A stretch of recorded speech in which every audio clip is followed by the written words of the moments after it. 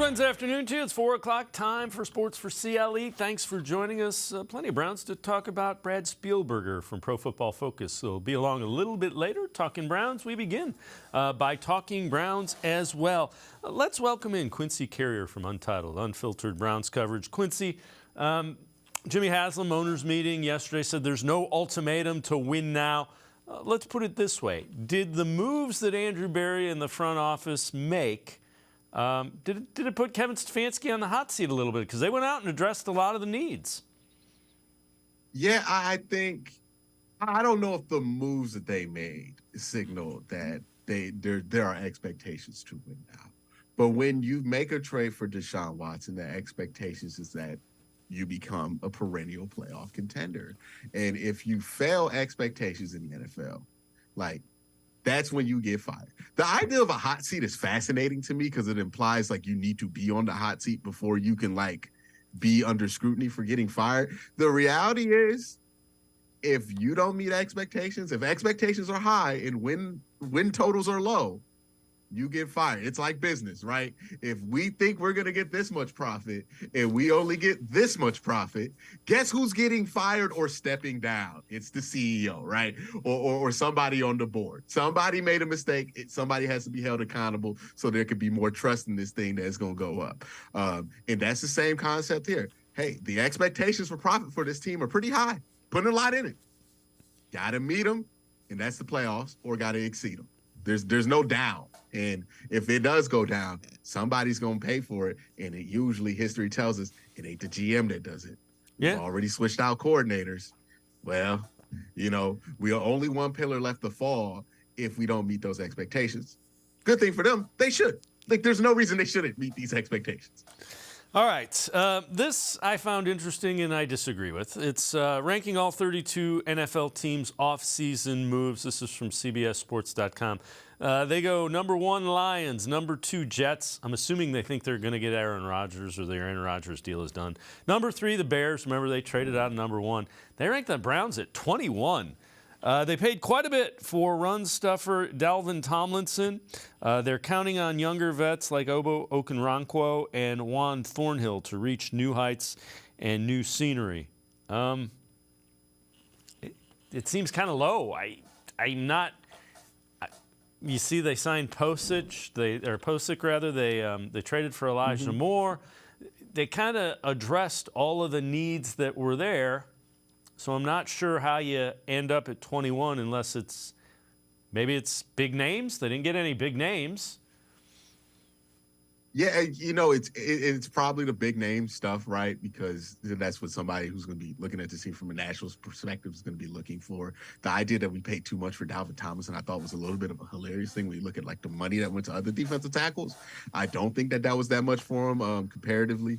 But also, the Jets at 3 is fascinating to me because it's contingent on this belief that Aaron Rodgers is going to continue to be himself. But like, he wasn't good last year. He was like, he was like Matt Stafford good, which is a huge step down from what Aaron Rodgers has been his whole career. And we're just kind of assuming that a dude changing cities, changing teams at 40 years old, that's just going to work. And I understand it worked for Tom Brady. But one thing Aaron Rodgers has proven not to be is Tom Brady.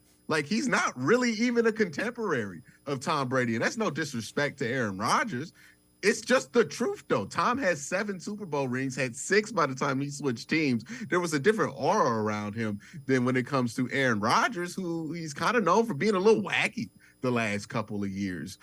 So I just don't get the confidence that everybody has in the New York Jets. And it kind of reminds me of when everybody was hyping up the Broncos last year, despite the obvious flaws on that team and not seeing how that could go wrong. And it's like we're doing this again with the Jets, and it's almost like history repeats itself because everybody got this kind of a blind look in their eye when Brett Favre got traded to the Jets. In what was that, 2009 that he got traded to the Jets? And like, that team didn't bear much fruit. He ended up being in Minnesota like pretty soon after that. So I just don't get this immediate assumption that the Jets are going to be great, this immediate assumption that everything that the Lions do is going to work out. I think this is more of a, hey, who can we put on the picture? that would bring in people, and I guess Aaron Rodgers is on the top of that list, so you got to rank him high. About the Browns, is there anything that they haven't gotten that you would like them to get? Is there any area that in free agency that you fail in? And the other thing is free agency, they're guys that the other team is letting go out to free agency. So they're not perfect players by any stretch. Yeah, and it's like, are there things I would love the Browns to do? Sure, I would love us to have Javon Hargraves and trade for Nick Bosa. But, that's not within the realm of realistic ability within the Browns' cap constraints. So they can't do those things. But for what they could do, I thought they did a very good job. I think that should be put in there. But also, remember those rankings of quarterback additions last year where everybody was like, hey, the Broncos are #1 and the Browns, oh my God, they only signed Jacoby Brissett, put him at 9, and Jacoby Brissett and Marcus Mariota of all people ended up being, Geno Smith just starting, ended up being the 2 biggest moves and the best moves that people made. These lists kind of get made with a different formula than what actually makes sense on football. And I think this is one of the times where it's like, oh, okay, this is more of an article for us to conversate about than it is a serious proclamation of what's going to happen this year. All right, let's take a look at this. Most pressing needs for every AFC team after free agency. Browns, they say defensive line. Made a significant investment in Tomlinson, but the Browns need more reliable play from others on the roster. Signed Hill, Hurst, but it is young draft picks, Winfrey, Togiai, Elliott, who need to step up under the direction of Jim Schwartz. That's fair. I think that is a very fair assessment. But you would expect Winfrey, Elliott, Togiai I'm not so sure of, to benefit from a guy like Jim Schwartz. Yeah, that's the bet that we're making right there. Hey, some of these young guys are going to play better because they're in a different defensive system that fits them better. And then also, I pointed this out, I think the last show we did, this is the first time that the Browns have had somebody that's a legitimate, NFL defensive tackle in the room for these young guys to model themselves after, right? To figure out, oh, this is what I'm supposed to do.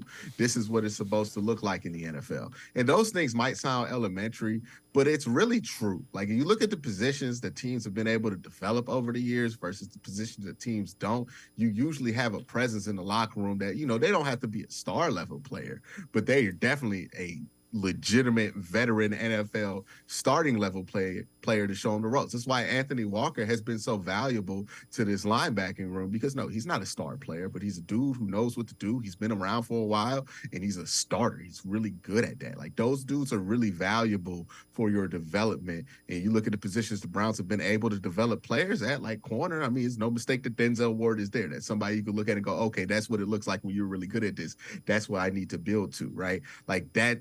Myles Garrett is a little bit less helpful because Myles Garrett does stuff. You look at him, you go, I can't do that. I don't know if I can play at this level, right? That's where it gets kind of hard, right? Because there's one of him.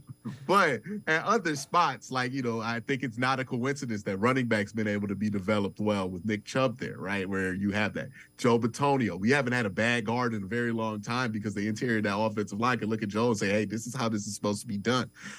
You need that guy in there to help develop because as much as what coaches can do on the chalkboard matters, you need players to be able to get that last point home because that's where stuff gets through. Your peers are usually who get you through on some points that you need to learn, not necessarily your teachers, and you need people who can reinforce that or are listenable to, and that's what Dalvin Tomlinson brings also as a vet.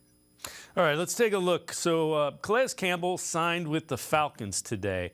Here are the top remaining defensive interior linemen that are still out there. Ioannidis, Ford, Robinson, Harris Hicks, Jefferson, Brockers, Woods, Tyquan Lewis. You look at that list. Browns have a little bit under $8 million in cap space. It'll be less than that once the Goodwin contract becomes known. Do you think they go out and try to get one of these guys just another guy that can give them valuable snaps at the NFL level? I think they'll survey their options after the draft and kind of see what happens there, because I think Perrion Winfrey, somebody they want to see what they can get out of the camp. Jordan Elliott's probably somebody they want to see what they can get out of a camp. You obviously have Dalvin Tomlinson there, and then you probably look to bring in a couple more bodies. How many defensive tackles are you realistically going to keep on rotation for your team? That's going to be a different question to be answered in the previous years because of the new defensive coordinator. So it's about how many bodies do you really want in there? And those are names on that list that you don't bring in unless you have a role for them, right? That's the one thing about bringing in veteran players. This isn't Madden where you could just plug somebody in just to have them. You got to bring in a role for these guys to be in, and they have to first see, hey, is there even going to be a chance for a role to pop up if things go the way that we feel like they could go after the draft? So I do think they'll keep their eyes open, their options open to this, but I also think that they're going to wait for that opportunity to open up before they really consider that. And that might be as late as July that they consider bringing in one of these names, just because they got to be sure that, hey, I don't know if this guy's going to step up into the role we want him to. We need somebody who could just do it. Let's get Puna Ford or somebody like that. Quincy Carrier from Untitled Unfiltered Browns Coverage and I are going to step aside, take a quick timeout. We'll head to the voicemail of Truth and Reason, talk a little bit about Elijah Moore, how he fits in the Browns offense. Sports for CLE, I'll be right back. Stay with us. The Ohio Lottery Partners in Education program recognizes role model students and teachers from across Ohio. Nominations can now be done completely online. To nominate a deserving teacher or student, go to ohiolottery.com. In the About section, find Partners in Education. There you will find links to the nomination forms. Students, kindergarten through 12th grade, can be academic all-stars. Teachers can be honored as a Teacher of the Month. The Ohio Lottery Partners in Education, where stars shine. The Greater Cleveland Sports Hall of Fame celebrates the star athletes and notable sports figures who were born or have made their home in Greater Cleveland. It tells the story of discipline, commitment, perseverance, sportsmanship, and excellence in achievement.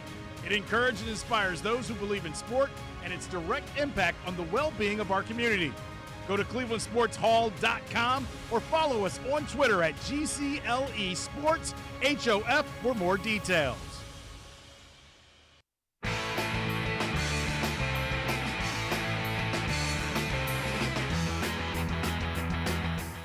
We continue talking Browns with Quincy Carrier from Untitled Unfiltered Browns Coverage. Let's head to the voicemail of Truth and Reason. When Deshaun was still with the Texans, he was asking for Eric Bieniemy to be the next head coach for the Houston Texans because of the whole West Coast spread, and the offense was really, really popular around that time. I think what Deshaun and what Kevin are going to try to do is try to implement some of the characteristics of what the Chiefs do and do well, but make it fit Deshaun Watson. I don't think that Kevin is going to leave the West Coast type system. I think he's going to be more West Coast spread, so like what the Chiefs run. But I think it's going to be really beneficial that we go to this West Coast spread, so that way we'll be able to pass and run and even implement run options and RPOs like the Chiefs do. As always, appreciate all of the voicemails. Quincy, what do you think? Connecting the dots that way. Yeah, I think that's probably along the lines of what they're thinking. You know, the Browns are going to change some things, but like Kevin Stefanski is not going to become a completely different dude, right? Like he's still going to want to run some of the things he's had a lot of success running in the NFL. I don't think that's going to change. But what will change is, hey, we might use different personnel packages. We're going to run different plays out of different sets that Deshaun likes on different looks, right? That's where the change is going to happen. Are they just going to look like the Chiefs every time they go out there? No, you're going to see the same Kevin Stefanski staples. They're going to run the ball inside zone, outside zone. They're going to do some of that stuff. Absolutely. They're going to be in pistol. Absolutely. They're going to do these things.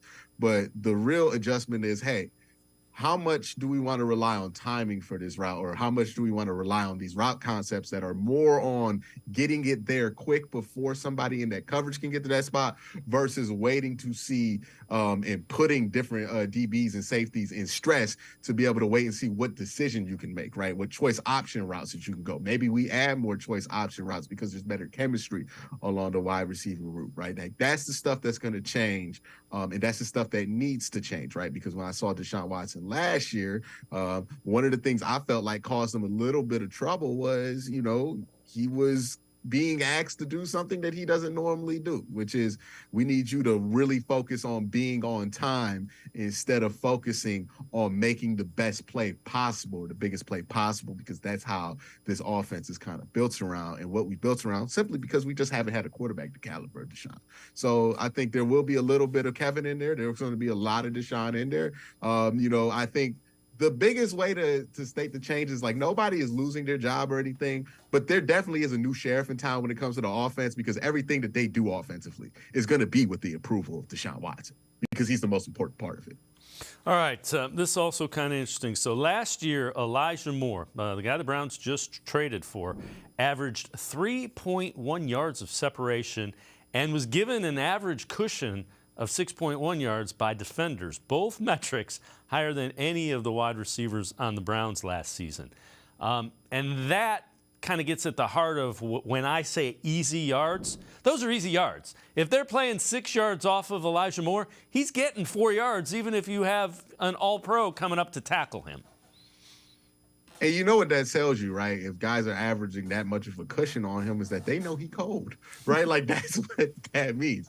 They know that he's good because they're trying to not get beat by him, right? If they don't think your wide receiver is very good or it can beat them, and I think there are certain players where you see, guys don't really give him a cushion that much. This is something to where you can do stuff, make plays off that cushion. You could design stuff around the cushion that he's going to get. And also it indicates that, hey, maybe Elijah Moore and his production had a lot more to do with the play at quarterback that he had more than his individual ability to get open. And in a city that went through the Odell Beckham thing, I don't know how we can be lost on that. We have the least excuse to be lost on the ideal that a wide receiver might still be good. It's just we ain't utilizing him. I don't know.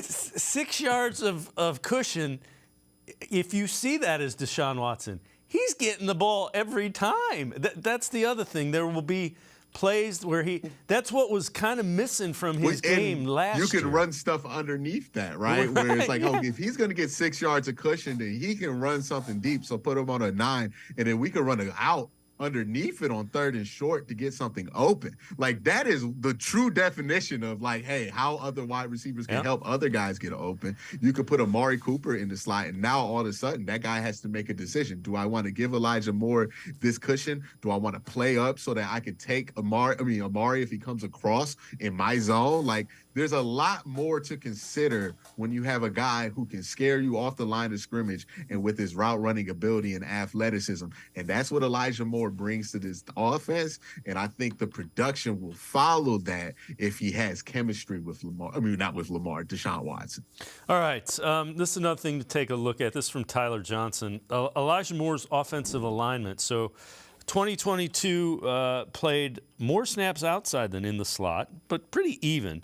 2021, his rookie year when he was really effective, significantly more snaps outside than in the slot. He can play both roles, and you can be sure Kevin Stefanski will use him in both roles because think of the one thing you can't argue about. Kevin Stefanski got as much as you can get out of Baker Mayfield, and he got really good production out of Jacoby Brissett last year. So give him an elite quarterback with a guy like Elijah Moore. Let's see what this looks like. You can argue, like, when he's been given whatever he's been given, like Kirk Cousins back to his year in Minnesota, you can argue that every year he's been with the guy that they've gotten their best production and their most efficient production under Kevin Stefanski. Now, it's a little bit different with Deshaun because with Deshaun, he kind of has his own rules in place too, right? With those other two, you can make them do whatever it is that you needed them to do to be decent in this system. With Deshaun, it's like more of a collaboration, right? And some guys are really good at creating, but not collaborating. Some guys are good at both, and some guys are only really good at collaborating, right? So you want to see if Andrew can collaborate and make something happen with the talent that's there. There's really no indication to me that he can't do that because he's done similar stuff before. I mean, Kirk Cousins is held at a higher tier of quarterback. I'm pretty sure he thinks of himself as a higher tier than I would personally grant him, but that's somebody that you kind of had to collaborate with in Kirk Cousins. So, I think that is something to look for. But also, yeah, the point still remains. Like, this is a dude who clearly has shown that he has the knowledge of football enough to be able to get more out of quarterbacks than what the average man can get. And if you give him a better than average quarterback, then you might get really, really good results. All right, let me ask you this. So they've added Elijah Moore, Marquise Goodwin. What does that do to the passing game with Deshaun Watson, do you think? I think it opens it up a little bit, right?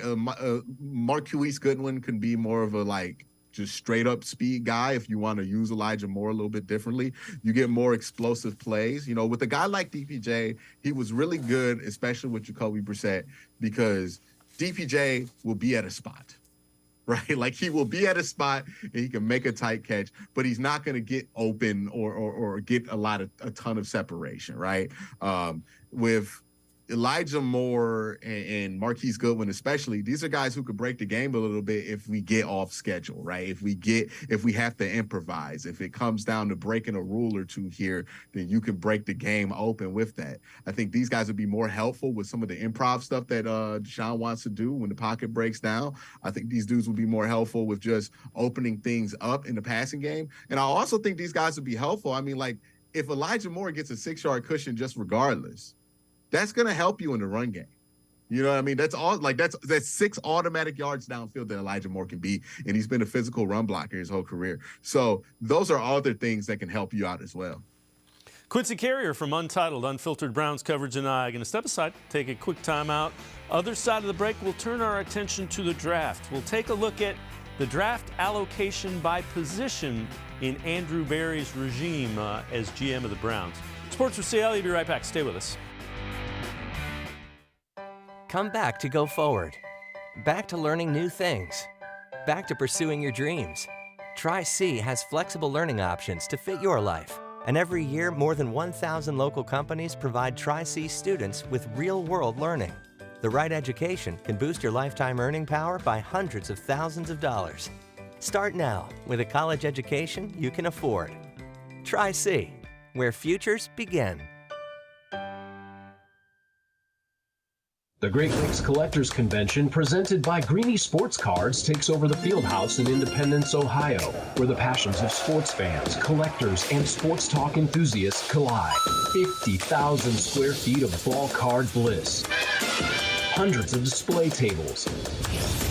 Card Shop Live Theater with interactive appearances from the region's most notable sports media. Great cards, great location, great show.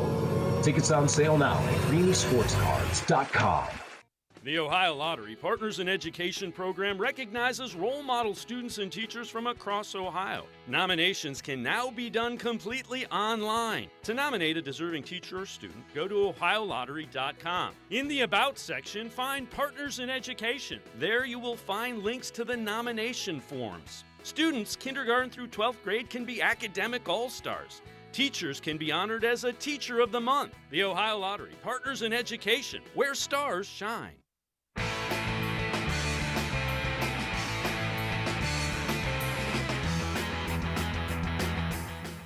We continue talking Browns with Quincy Carrier from Untitled, Unfiltered Browns Coverage. This is interesting. So take a look. Andrew Berry's allocation of draft selection, and this chart, don't look at it too close. It's a circle. That'll make you dizzy. But what it tells you, offensive tackle gets 19% of the draft allocations, cornerback 16, linebacker 14, defensive tackle and wide receiver 11 apiece, safety 10. And again, some of that is driven by the fact that, you haven't drafted a lot of edge rushers because you've had Myles Garrett. But what it tells you is the positions that are valued by Andrew Berry. Any of those surprise you in the least bit, Quincy? Not really, because again, he inherited an almost complete roster. So there were things that you weren't really going to have to touch here, right? Like the positions that he's looked at, those are things that he's seeing problems down the line in the future, or things that you just want to stay fresh on. I don't really see anything in here that's too surprising, in my opinion. I think Andrew's kind of been pretty good about looking at his issues every year and then just addressing what needs to be addressed. And I don't think he's as locked into certain positions as some people would say. I don't know if the chart really dictates how much he puts value in every position versus how much he feels like he needs it in that given year or two or within the next 3 years. Yeah, that's fair. The one concerning part is 19% defensive tackles, and that's just been a position. Look at all the defensive tackles that you had to go out and try to sign in free agency. So if you wanted to criticize, they haven't identified the type of defensive tackles that they need. That's probably a fair criticism of what they've done. Well, I mean, they really haven't even tried to, because yes, they have drafted a lot of defensive tackles, but a lot of these guys were flyers in the 3rd or 4th round. So I don't think this is like they've made a serious attempt at trying to fix the defensive tackle position. And part of that was because Joe Woods just didn't value that position as a coordinator. Now will be interesting because obviously Jim Schwartz does value that position, so, and knows how to develop that position. So if we can't develop guys in that environment, then I will start to be concerned. But when it comes to what happened under Joe Woods at that defensive tackle position, it was clear it wasn't valued. And when you don't value a position, it's going to be very hard to develop a player in that kind of circumstance. Like, that's kind of the reason I think that existed, was more or less the coaching and the philosophy at the position from the coaching side, more so than like who they were picking and why. All right, let's take a look. This is from Jordan Reed from ESPN, a 7-round mock draft. We'll go through some of the Browns picks here. He's got Keandre Coburn, defensive interior lineman from Texas, Trey Palmer, wide receiver, Nebraska, Overshadow, the linebacker from Texas, Keandre Miller, a running back from TCU, Jamie Robinson, a safety from Florida State. We know the Browns had talked to him at the Combine, and then Nick Herbig, edge rusher from Wisconsin at 142. So some defensive linemen, safety, linebacker. Of those guys, and I know you did a mock draft. We'll get to that in a minute. What do any of those names pop for you? Do any of them you think, if they get him there, that's a pretty good deal? Yeah, well, it depends on where you get Nick Herbig, but I think that could be a big deal there. I think there's a list of interesting guys that you could get in this draft. It's all contingent on where and how you get them, but yeah, I think there's a number of guys on there that would be interesting. All right, now you did a post-free agency mock draft as well on your Untitled, Unfiltered show. You had the Browns trading back a spot to 75, and you had them taking Keanu Benton. Tell me about Benton, what you like about him. Yeah, I like Keanu Benton. Good size, good length there, and I think he's just generally the best prospect available in a lot of the mocks that I have done at 75 or 74. I think that would be a strong selection there. I like him a lot. I think he has good upside, and I think, with the right coach, I think he'll have a proper floor. Then at 98, you have him taking an Ohio State guy from who played in the Columbus area high school last too, Zach Harrison. Now, if I'm drafting Keanu Benton because I'm confident that he's going to be at least good, I'm taking Zach Harrison because I think there's a chance that he could be great. At 3-Tech. I've seen him play edge outside at Ohio State. He's just simply not a 4-3 edge in the NFL. He doesn't have the hips or the ability in space. But he is a good athlete if you move him one spot inside to the 3-Tech position. So I think that'd be something interesting for the Browns to consider there, Zach Harrison at 98. And I think he would be an interesting project there because, again, if you're the Browns, you can only do so much in free agency to get these big-name defensive tackle guys in the upcoming year where you're not going to have a ton of cap space. Now you need to be able to develop your own stars. So, yeah, get guys like Keanu Benton who you think are going to be good, but take your swings at a project like Zach Harrison who could bear a lot of fruit. And he's a guy that has a lot of the tools, just hasn't been able to kind of put it together in terms of production on the field. Who are some of the guys at the other positions later in the draft that grab your attention? That you think the Browns might be looking at? From Princeton would be interesting. Very fast, 6'2", big wide receiver. There's also Mingo out of Ole Miss, the wide receiver, who I think could be interesting. Has a good RAS score, good size.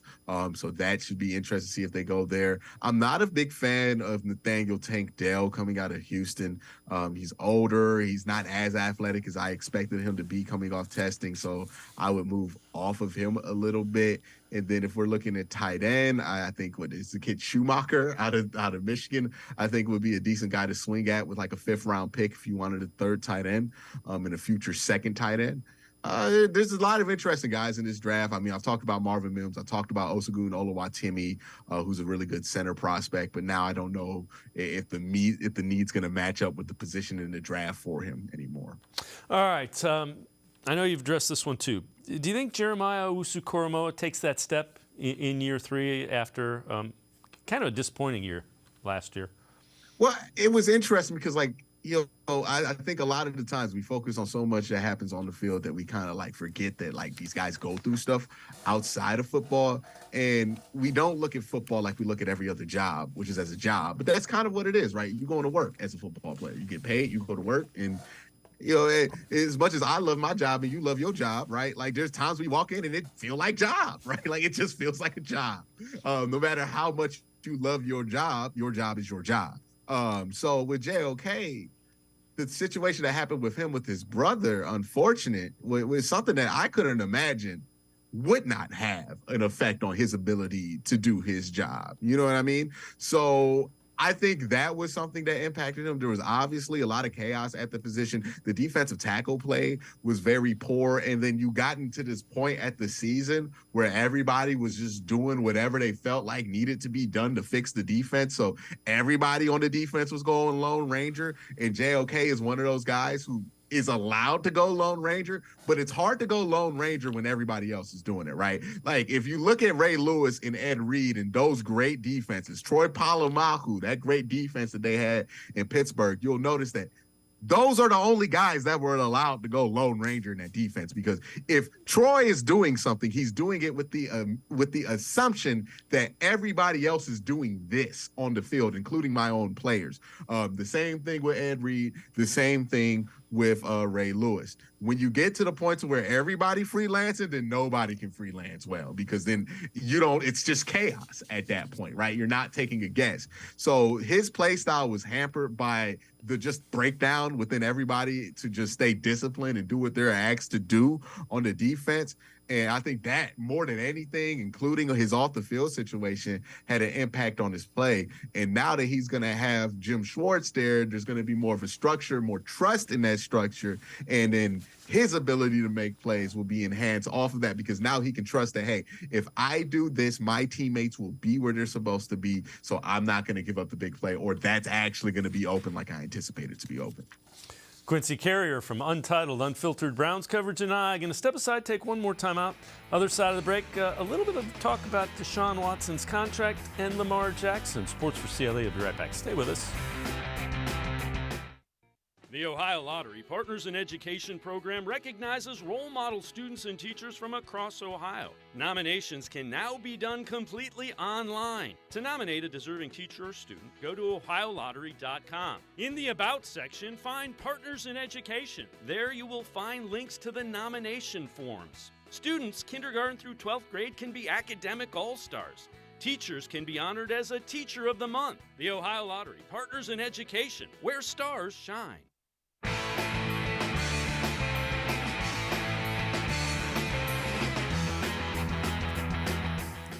We continue talking Browns with Quincy Carrier from Untitled, Unfiltered Browns coverage. So, Quincy, again, I know you've addressed this on your show. Is the Deshaun Watson owners' meetings just wrapped up yesterday in Phoenix, and they're still talking about the Deshaun Watson contract? Are people still ticked off about that? Yeah, it's interesting, the outrage from some people about it, because it clearly feels like a shield to me. When the Ravens talk about, well, Deshaun Watson's the reason why we can't come to terms on Lamar Jackson, I can't do anything but call a bluff on that, because you had the ability to sign Lamar Jackson a year before Deshaun Watson got that contract, and you chose not to do it. The fact that Deshaun Watson got signed in between there does not make it the Browns' fault that you can't sign him. And honestly, even if that was the case, the Browns ain't supposed to be helping you. So, good job, Browns, right? If you get Lamar Jackson out the division. How is that criticism on the Browns for having their quarterback under terms, and not criticism for the Baltimore Ravens for not coming to terms with the quarterback who's 26 years old and won the MVP like 3 years ago. That's your own fault. Who's not complaining about Deshaun Watson's contract? The Buffalo Bills. You know why? They simply signed their quarterback when he was eligible for an extension. Everybody in the world told the Ravens, the longer this can got kicked down the road, the more expensive, and they balked at that. And that's their own fault. That's foolishness on that front office part. And the fact that they're trying to blame it on the Cleveland Browns is like, what does that have to do with anything, what the Browns did for your contract situation? Because you had the opportunity to sign him before that contract got signed. And guess what? You didn't want to do it. And now Deshaun Watson has a fully guaranteed contract, so the price went up. You bet on the price going down for no good reason. The price has never gone down at quarterback, Dave. Like, I don't – and if the price does go down with your quarterback, that's not good. You don't want the price to go down with your quarterback. So, like, what was the thinking there? And now Deshaun Watson has a fully guaranteed contract. The price went up, and you bet on this. You got to pay on it. Like, this is just kicking and screaming and whining and complaining because the Browns did what they needed to do to get a quarterback, and now you ain't willing to do what you want to do. But you don't want the fans to think that. You want the fans to be mad at the Browns for doing that. And it's like, sure, maybe fans will buy that. But if you think about it for more than 2 seconds, it doesn't make sense, one. And two, okay, yeah, it was the Browns' fault for you losing your best player. Congratulations. We should get credit for that if that's really true. Jimmy Haslam, was asked at the owners' meeting, would you do it again? He said yes. And he was asked about the contract. He said, look, I can't worry about any other team. I'm trying to do what I think is best for the Browns. That's valid. The Browns looked at it and said, how do we get Deshaun Watson? And the answer was, we guarantee the contract. That's why they did it.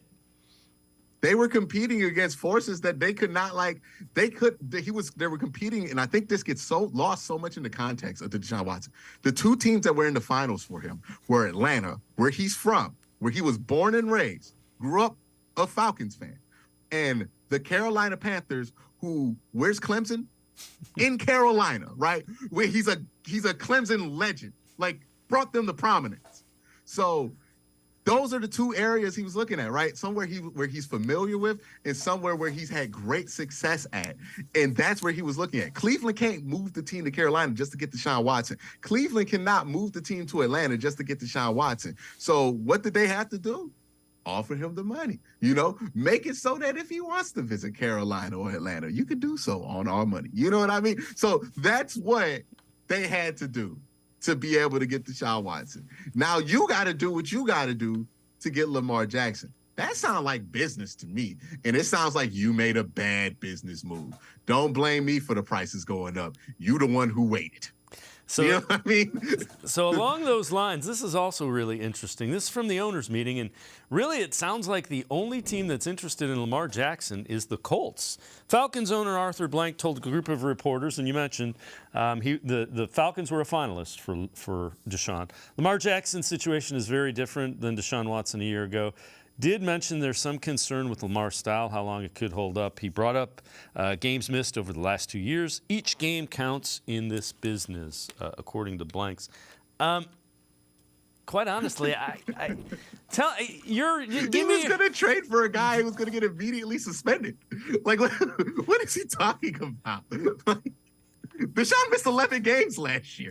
What is he talking about? So, I think nothing passes the sniff test that we're seeing from NFL owners. And I think also we need to keep this in mind. Don't believe these dudes when they tell you that they're not really considering Lamar Jackson. They're going to operate as if they're not considering Lamar Jackson. But you notice the Falcons really haven't signed anybody to play quarterback for them yet. So I don't think they're out of this Lamar Jackson thing. And whoever does sign him, especially if you're Arthur Blank or Jim Irsay, you're going to want to wait to the last minute until you're absolutely sure you can get Lamar Jackson simply because you don't want – it's a similar thing to what they say they're worried about with the quarterback, but you don't want to be an owner putting your hat for Lamar Jackson, get the ire from the other owners, and then not end up with Lamar Jackson, right? So they're playing a social game here with Lamar. So I think once a team is like, okay, I think we can get him. Yeah, you want to come here? Okay. offer him the contract. He'll take it, and they'll be like, oh, I thought the Falcons were out the running. They were never out of it. They just didn't want to get side-eye from their other owners at the owners meeting for trying to be in it and being shameless about it. Something that they did not do for Deshaun Watson last year, which is hilarious to me. But it is something now that they're trying to do, because this is more important, I guess, the social stigma for them than whatever it was going to be with Deshaun Watson. But that's what's happening. I think I wouldn't be surprised if some of these teams that swore they were out of it all of a sudden find a way to sneak their way back into that conversation, because, again, they don't want to be the team that gets the ire for being in on Lamar Jackson and doesn't get him. They want to be the team that got him, because let's be real, we know he that good at football. We know how good he is. We celebrating him leaving the division. We don't do this for we weren't doing this for Joe Flacco. You know what I mean? We don't do this for Andy Dalton. We don't do this for average. We do this for really great players. So obviously, somebody's gonna want him, because at the end of the day, some of these dudes actually do want to win football games. Lamar is gonna help you win football games. Quincy Carrier, as always, great stuff. Appreciate the time and the insight. Thanks very much, Quincy. No problem, Dave. Thank you for having me on. All right, Quincy Carrier, make sure you check him out. Really good stuff, untitled, unfiltered Browns coverage. As always, great insight. We're going to step aside, take a quick time out. Other side of the break, Brad Spielberger from Pro Football Focus. We continue talking Browns on Sports for CLE. Stay with us. Come back to go forward. Back to learning new things. Back to pursuing your dreams. Tri-C has flexible learning options to fit your life. And every year, more than 1,000 local companies provide Tri-C students with real-world learning. The right education can boost your lifetime earning power by hundreds of thousands of dollars. Start now with a college education you can afford. Tri-C, where futures begin. The Ohio Lottery Partners in Education program recognizes role model students and teachers from across Ohio. Nominations can now be done completely online. To nominate a deserving teacher or student, go to ohiolottery.com. In the About section, find Partners in Education. There you will find links to the nomination forms. Students kindergarten through 12th grade can be academic all-stars. Teachers can be honored as a Teacher of the Month. The Ohio Lottery Partners in Education, where stars shine. I am powerful beyond my wildest imagination. I will define my future. I will keep challenging myself to improve. Because I am a future leader of this great nation. I will be responsible for raising a beautiful family. And educating not only my generation, but many more to come. I will make a difference in my community. And I will stand up for what I believe in. I will not settle for simply chasing my dreams. I will achieve them. Because I was given a chance. An opportunity. A home. At Family, Career, and Community Leaders of America. The ultimate leadership experience. FCCLA has been one of the greatest experiences of my life. It's made me who I am today. Join us. We'll build a new future together.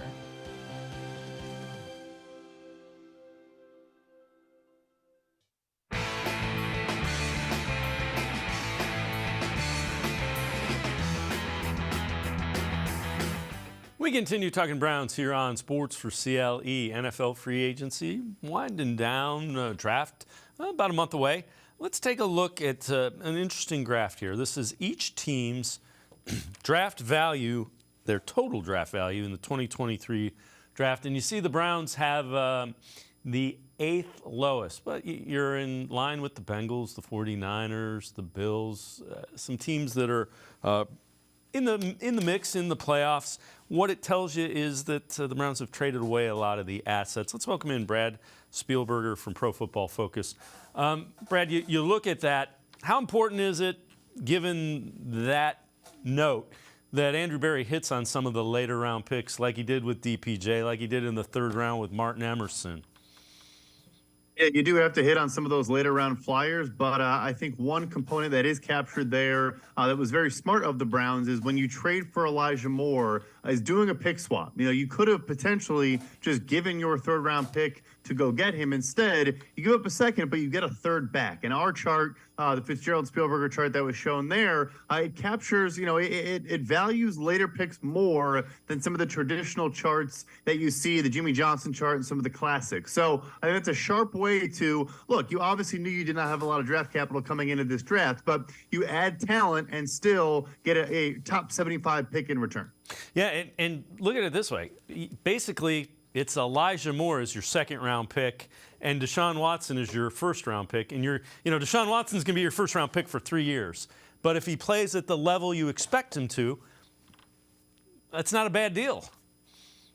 That's the cost of doing business if you're trying to acquire, a top-end quarterback, a guy that, last we saw him play without all the rust was a top 10 quarterback in the NFL, a very promising young player. So, yeah, that's what you got to do sometimes, and they've still been able to add talent around that. But like you said, you do hopefully have to hit on a couple of those later picks, find some gems, maybe find some guys that are not at premium positions but give you, solid depth players or solid rotational pieces at some of those less sexy positions, but still important in the grand scheme of things. No, I know you've written an article for Pro Football Focus predicting fifth-year option decisions for every first-round pick in the 2020 draft. For the Jedrick Wills pick of the Browns, fifth-year option would be just over $14 million. You think they're going to exercise it? Take us through the thought process and why you think that's the right move. Yeah, I know he is something of a controversial player, maybe not controversial, but there's kind of mixed opinions on him in Cleveland. Look, it's hard to find even average or above average tackle play. It's especially hard to find above average play as a pass protector. And he's been above average to good as a pass protecting offensive tackle, right in the 65 to 75 range as from a grade standpoint, is solid in terms of pressure percentage allowed, all those things. And so look, it's hard to, I think I put in the article, fans are looking at all these incredible offensive linemen and Joel Bitonio and the other players along that offensive line, maybe holding him to a very high standard. But he is a good young player, $14 million for a blue chip left tackle who can still get better. It's one of the harder positions to grow at and get better over time. He could still become a better player going forward. And I think the fans should honestly, give him some time, take a deep breath. And I think he's a good young player. I would exercise that option immediately. Yeah, and I'm of the opinion with you that I think the other part of it is you had Joe Thomas there. That's who, he kind of replaced. And he was the 10th pick in the draft. So you're expecting kind of a Hall of Fame player, and you're getting just a good to very good player. Right, and that's the tough thing is that, the Joe Thomas point is an excellent point. But, yes, we have to, balance expectations with sometimes reality. Even a top 10 pick, like you're saying, I get that carries a ton of, pressure and weight with it. But he has been a fine top 10 overall pick. I don't need to tell Browns fans, top 10 picks don't guarantee you anything. He's a good young player. Another article that you've written for Pro Football Focus, underrated free agent signings, and you like Okoronkwo from the Browns. Take us through what you like about him and why you think that is such a good move. One of my favorite signings of the offseason, no question, both from just a pure fit and football standpoint and also the value he received. So a guy that bounced around a little bit early in his career, played in a 3-4 defense as more of a stand-up outside linebacker, and in Houston became a hand-in-the-dirt 4-3 defensive end, obviously what we're expecting more going forward in Cleveland. And from week 7 on, when he became a full-time starter in that defensive system, was top 10 for us in pressure rate and pass rush win rate among all edge defenders. It was really, really productive. So now you bring him to a defensive line that has Myles Garrett, in my opinion, be the best pass rusher in the NFL, as opposed to Houston, where he was probably the guy for the second half of the season. Now he's the number 2, maybe even number 3, with Dalvin Tomlinson, a capable player on the interior. I think it's a phenomenal signing. He has just scratched the surface of his ability, and getting a 3-year commitment there, you could really get some surplus value if he does continue to play at that level and you have him under contract for a couple years. Does he fit that wide 9 scheme a little bit too, just that the things that he can do and the things that Jim Schwartz is going to ask him to do, you think?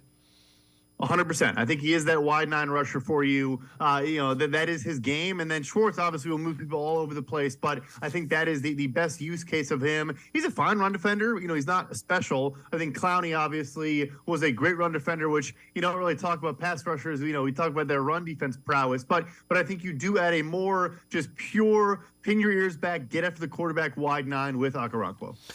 When you look at what the Browns have done in free agency, kind of addressing their needs, and the trade for Elijah Moore, just your reaction to how they've upgraded this with the resources they had? Yeah, I think, look, and again, I know that probably historically we've heard the Cleveland Browns had a great offseason because they probably spent more than anybody else because they had so much available money and they tried to fix all these holes and do everything. And that is not how you win in free agency. The best way to go about it is what they did, in my opinion, which is you patch up your biggest weaknesses with some mid-tier signings. So they've had probably my favorite free agency of any team in the NFL. And I'm not just saying that because I'm on this show. I put out a grade for every team, and they were an A-. That was before they traded for Elijah Moore. So I'd give them a flat A now for their grade. So Dalvin Tomlinson, to me, was the most valuable addition they could have possibly made this entire offseason. I know people were talking about a guy like a Javon Hargrave, a guy like a Draymond Jones. Dalvin Tomlinson has had run defense grades above 70 in every season of his career. He's a phenomenal interior defender. Again, a guy Schwartz could move to nose tackle, could play as more of a 3-tech like in Minnesota, can do a lot of different things with. And then I do like as well, like I said, Elijah Moore, a good young wide receiver, a good separator, is very different than what they have. He is nothing like Amari Cooper or Donovan Peoples-Jones or any other players on the roster. Shifty out of the slot, can get open quickly, just does different things than what they do, which is always good. Do Moore and Goodwin play to the strengths of Deshaun Watson, do you think? Does that kind of open this up a little bit more, this offense? I do. I think you're going to see those guys run deep crossers and, just deep posts and over routes and all these things that he has shown prowess in the past. He's willing to throw over the middle of the field. He obviously wants to throw the ball downfield a lot. He holds onto the ball for quite a long time. And Moore can not only create separation, but also is for his size, a very good tracker of the ball in the air, can make some of those contested catches, those over-the-shoulder acrobatic snags. We saw a lot of that in Ole Miss. He really hasn't had quarterback play in New York to see a ton of it, but he is a talented player in that regard, and I think you are going to see a great connection between those two guys. Brad Spielberger from Pro Football Focus, and I'm going to step aside, take one quick time out, other side of the break, talk a little bit about some free agency grades from the rest of the AFC North, and look a little bit at the draft. Sports for CLE, we'll be right back. Stay with us. The Great Lakes Collectors Convention, presented by Greeny Sports Cards, takes over the Fieldhouse in Independence, Ohio, where the passions of sports fans, collectors, and sports talk enthusiasts collide. 50,000 square feet of ball card bliss. Hundreds of display tables. Card Shop Live Theater with interactive appearances from the region's most notable sports media. Great cards, great location, great show. Tickets on sale now at greenysportscards.com.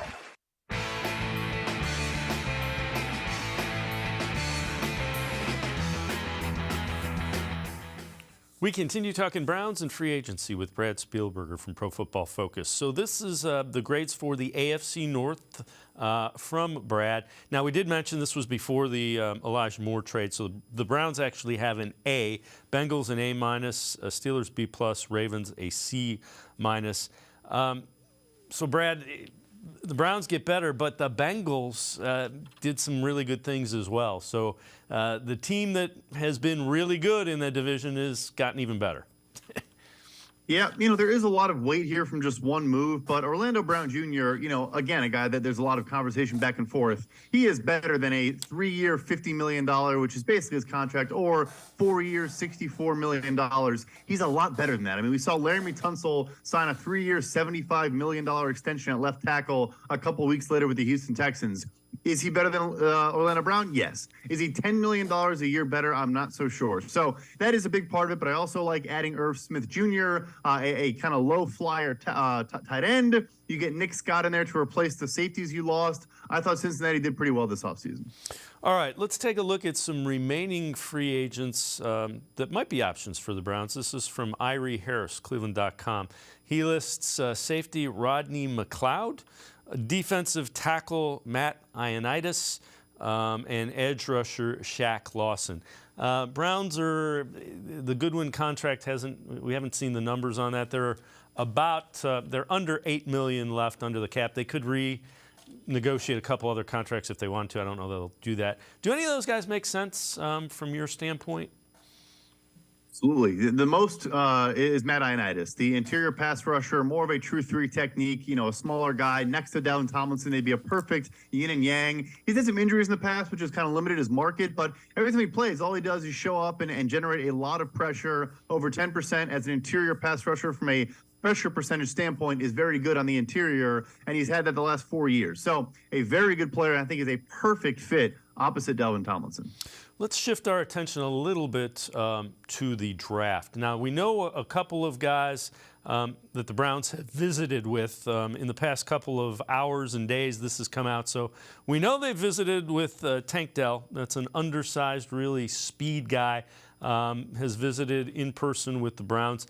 And then also, word is coming out that they are getting set to meet with Carl Brooks, a defensive lineman from Bowling Green.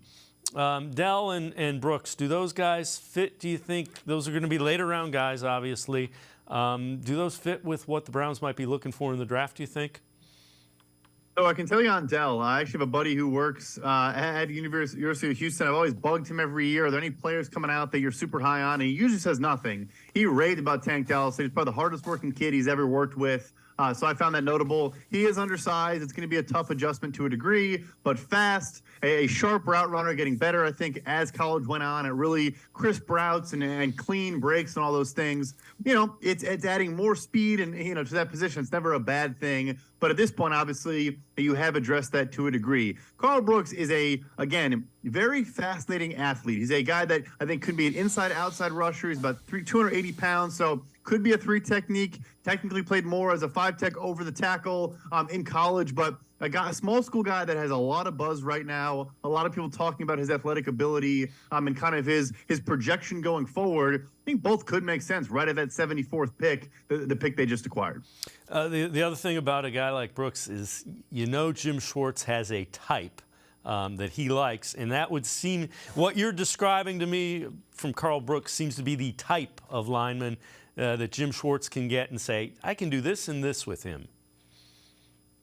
Could not be more correct. He almost kind of reminds me a little bit of DeMarcus Walker, who was with the Tennessee Titans last year, where Jim Schwartz was a guy, again, lines up over the tackle, but on passing downs will kick inside, can generate pressure from the interior. That's the build he has. Obviously, it's a lofty, projection right now for a prospect. But, Walker was a late second-round pick, had a very slow start to his career, and then I think under the tutelage of Jim Schwartz, kind of took that step and was deployed in the correct way. So, yeah, that's all he loves doing is showing up, using these guys in different ways and being creative and rotating through players. So I think he probably still wants to add a lot along that defensive line, and he should. When you look at the Browns and the draft, what positions do you think they target? Yep, so I touched on one there. I still think defensive line, interior specifically, is the top target. I could see, look, Anthony Walker was a great retention in my opinion, but a pretty gnarly injury. I think maybe you add again on day 3 at linebacker. And you have Sione Takitaki there, obviously. Jeremiah Owusu-Koramoah, a great player, but maybe a little bit of depth and maybe even a special teams type player there. And then on offense, it never hurts to maybe you do take a developmental project tackle. Jack Conkling's a great player, but there's a reason why he took a pay cut, then got an extension. There are injury question marks there. How long can he stay with the team? Obviously, you want him for the next couple of years on that deal, but it's never a bad thing to bring in, a late day 3 flyer, an athletic tackle, see if you can develop him for a couple of years.